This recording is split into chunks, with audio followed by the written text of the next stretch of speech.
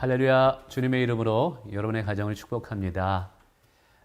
벌써 이제 11월이 이제 다가오네요. 우리가 끝까지 가정 예배를 통해서 하나님의 영화롭게 하기를 원합니다. 자, 오늘은 약함의 축복이라는 주제로 고린도후서 12장 5절부터 10절까지 말씀을 통해서 은혜 받기를 원합니다. 제가 한번 읽어보겠습니다. 내가 이런 사람을 위하여 자랑하겠으나 나를 위하여는 약한 것들 외에 자랑하지 아니하리라. 내가 만일 자랑하고자 하여도 어리석은 자가 되지 아니할 것은 내가 참말을 함이라. 그러나 누가 나를 보는 바와 내게 듣는 바에 지나치게 생각할까 두려워 그만두노라. 여러 계시를 받은 것이 지극히 크므로 너무 자만하지 않게 하시려고 내 육체의 가시 곧 사단의 사자를 주셨으니 이는 나를 쳐서 너무 자만하지 않게 하려 하심이라. 이것이 내게서 떠나가게 하기 위하여 내가 3번 주께 간구하였더니 나에게 이르기를 내 은혜가 내게 족하도다. 이는 내 능력이 약한 데서 온전하여짐이라 하신지라. 그러므로 도리어 크게 기뻐함으로 나의 여러 약한 것들에 대하여 자랑하리니 이는 그리스도의 능력이 내게 머물게 하려 함이라. 그러므로 내가 그리스도를 위하여 약한 것들과 능력과 궁핍과 박해와 곤고를 기뻐하노니 이는 내가 약한 그때에 강함이라. 우선 이 말씀은 상당히 수준 높은 영적인 말씀입니다. 또 동시에 바울의 사역의 영적인 능력을 얻게 하는 영적 비밀이기도 합니다. 바로 그것은 약한 가운데 그리스도의 강함이 드러나게 하는 하나님의 섭리라는 것이죠. 보통 사람들은 약한 것을 싫어하고 강한 것을 좋아합니다. 누구나 강한 자가 또 되기를 원하죠. 근데 이상하게도 하나님은요, 정반대로 우리를 사용하신다라는 것입니다. 오히려 강한 자를 쓰기보다는 약한 자를 통해서 하나님의 강함을 드러나게 하시는 방법으로 우리를 사용하신다는 것이죠. 우선 이것을 좀 이해하기 위해서는 바울의 상황을 좀 이해할 필요가 있을 것 같습니다. 바울 안에는 육체의 가시가 있다고 말하고 있습니다. 이 육체의 가시는 구체적으로 무엇을 말하는지는 모르겠지만 바울이 사역을 하는데, 특별히 선교 사역을 하는데 굉장한 걸림돌이 되는 것이라 생각이 됩니다. 그래서 바울은 이 육체의 가시만 없다면 더욱더 능력 있게 하나님의 선교 사역을 할 수 있을 것이라고 생각을 했던 것이죠. 그래서 3번이나 간절히 하나님 앞에 이 육체의 가시를 하나님이 제거해달라고 기도하게 됩니다. 사실 바울은 능력의 사람이었습니다. 성령에 붙잡힌 사람이었습니다. 그래서 그가 기도할 때 질병들이 치유되는 놀라운 역사들이 나타났고 귀신들이 떠나가는 놀라운 하나님의 능력들이 나타났죠. 그래서 어쩌면 바울은 자신의 기도를 통해서 자신 안에 있는 육체의 가시도 제거되고 치료될 것이라고 생각했던 것 같습니다. 그러나 하나님은 이 바울의 생각과는 전혀 달랐습니다. 간절히 3번이나 없애달라고 간구하였지만 하나님께서는 그것을 그대로 바울에게 허락하시는 모습이 보입니다. 오히려 그 약함 때문에 하나님의 강함, 그리스도의 강함이 드러난다라고 이야기하게 되죠. 이 이야기를 듣고 또 이 깨달음을 얻고 나서 이제 바울은 더 이상 자기 안에 육체의 가시를 없애달라고 구하지 않습니다. 오히려 육체의 가시를 그대로 인정하고 그것을 받아들이고 수용합니다. 그리고 오히려 나중에는 기뻐하였다라고 이야기하고 있다는 사실이죠. 우리는 이런 모습을 통해서 하나님의 일하심의 방법을 보게 됩니다. 바로 그것은 우리의 연약함을 통해서 그리스도의 강함을 드러내는 방법이라는 것이죠. 이것을 저는 몇 가지 이렇게 한번 생각해 보고 싶습니다. 첫째로는 우리 사역에 있어서 하나님은 효율성보다 은혜를 강조한다라는 것이죠. 사람은 얼마나 효과적이냐, 효율적이냐, 또 경제적이냐 이것을 따지죠. 그래서 이것에 의해서 어떤 공동체나 어떤 사역이나 뭐 그런 것들을 규모 있게 하기를 원합니다. 근데 하나님께서는 얼마나 경제적으로 유익하냐, 효율적으로 좋으냐가 아니라 얼마나 하나님의 은혜를 드러내느냐에 의해서 사역이 이루어지게 되는 것을 보여준다는 사실이죠. 효율성과 경제성으로 따진다면 하나님께서는 사실은 바울을 선택해서 하나님의 사역자로 불러서는 어쩌면 안 되는 거였죠. 그럼에도 불구하고 하나님께서는 이 사울이라는 사람을 들어서 바울로 쓰시는 모습이 보이게 됩니다. 바로 그것은 하나님의 일하심은 효율성이 아니라 은혜로 되어진다라는 것을 우리에게 보여주는 것이죠. 이것은 오늘도 마찬가지입니다. 우리는 자꾸만 사역할 때 얼마나 이게 우리의 계산적으로 효과적이냐, 효율적이냐, 경제적이냐를 많이 따지죠. 그러나 하나님은 어쩌면 가장 볼품없고 가장 하찮고 가장 연약한 자를 통해서 일하심으로 하나님의 일은 하나님의 은혜로 되어진다라는 것을 우리에게 보여주는 것 같습니다.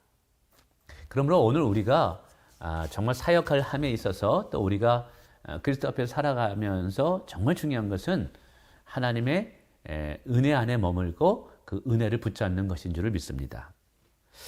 두 번째는 하나님께서 이 약한 자를 통해서 강한 자를 또 부끄럽게 하시고 또 약함을 통해서 그리스도의 강함을 드러내는 것을 통해서 나의 능력이 아니라 그리스도의 능력으로 우리가 사역하고 살아가기를 원하신다는 사실이죠. 사람은 능력 있는 자를 찾습니다. 그리고 능력 있는 자들이 일을 잘 하기도 하지요. 그러나 영적인 일은 그것과는 좀 다른 것 같아요. 왜냐하면 결국 우리의 사역의 마지막, 우리의 삶의 마지막은 그리스도께서 영광을 받으시는 거거든요.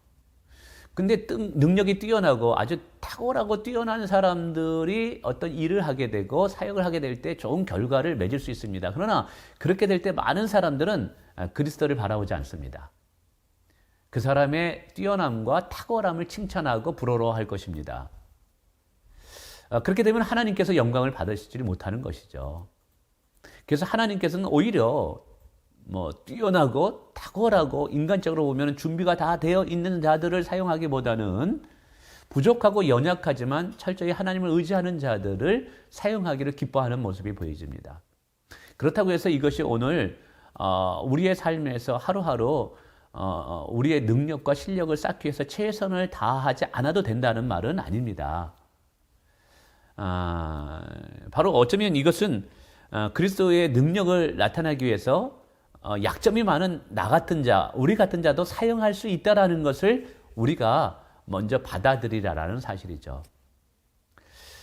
약한 자를 통해서 하나님의 일이 되어졌을 때 사람들이 어떻게 반응할까요? 야, 이것은 저분이 한 게 아니야. 저분과 함께 하시는 하나님이 하신 거야 라고 고백하게 될 것입니다. 그리고 그 이루어진 사역을 통해서, 결과를 통해서 사람들은 그 일을 이룬 사람을 보는 것이 아니라 오히려 그 사람을 사용하여서 그 결과를 만들어낸 하나님을 보게 될 것입니다. 그래서 하나님 자신이 당신의 영광을 사람들에게, 세상에게 빼앗기지 않게 하기 위해서 약한 자를 통해서 강한 자를 부끄럽게 하는, 또 약한 자를 통해서 그리스도의 강함을 드러내는 모습으로 사역하게 된다는 것이죠. 뿐만 아니라 오늘 바울 사도는 자신이 이제 교만하지 않고 늘 겸손함으로 하나님의 사역을 지속적으로 하기 위해서 하나님께서는 육체의 가시를 두었다라는 것이죠. 사람들이 한두 번 쓰임받는 것은 어쩌면 쉬울지도 모르겠습니다. 그러나 지속적으로 쓰임받는 것은 결코 쉬운 일이 아닙니다. 지속적으로 쓰임받으려면요, 겸손해야 됩니다. 성실해야 됩니다. 그리고 무엇보다 하나님을 의지하는 자가 돼야 됩니다. 근데 하나님 보시기에는 많은 사람들이 처음에는 하나님을 의지함으로 일을 했다가 어떤 좋은 결과를 맺고 아름다운 열매를 맺었을 때 사람들이 칭찬하고 사람들이 그 사역자를 대단하게 볼 때 어느 사이에 마음속에 교만함이 싹 튼다라는 것이죠. 그리고 하나님께 돌려야 할 영광을 자신이 취하게 되는 모습이 보이게 됩니다. 그렇게 되다 보면 교만은 패망의 선봉장인 것처럼 한두 번 사용될 수 있지만 오래 지속동안 하나님께 쓰임받을 수는 없다는 것이죠. 왜냐하면 하나님께서는 교만한 자를 쓸 수 없기 때문에 그렇습니다. 바로 이것입니다. 하나님께서는 사도 바울을 계속적으로 쓰고 싶었던 것 같습니다.